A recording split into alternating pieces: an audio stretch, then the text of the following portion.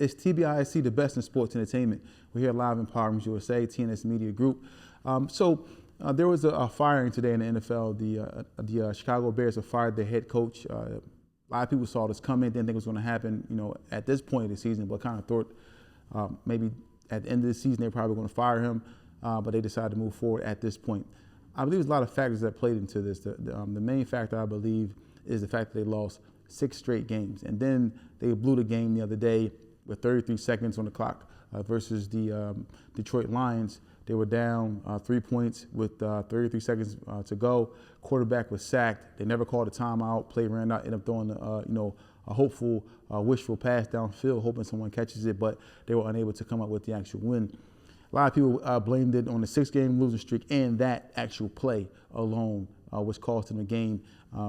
The team decided, hey, we got to move on from our head coach. We're going to bring someone else in. The NFL, you really know, like a lot of coaches get fired all the time during the regular season, at the end of the season. But we didn't really see this happening with this coach right now. As I said, I thought this was going to probably happen sometime down the line. Now, with that being said, what happens now? Intern coach steps in. The players already understand the season is basically lost. They have 2 teams that are fighting for the top of the division.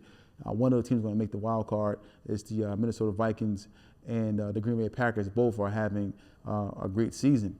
So this means that the Chicago Bears have basically given up on the season, or not given up. The organization has actually given up on the season. Not saying the players have. The organization may have given up, knowing that they have to come back to the drawing board next year.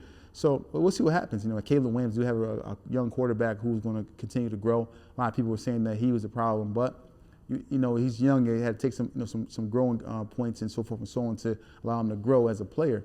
So we'll see what happens. But I just don't think that Chicago Bears should have made the decision right now. But I understand their decision and how they came to this point. But we'll see what it is going forward. It's TBISE, the best in sports entertainment.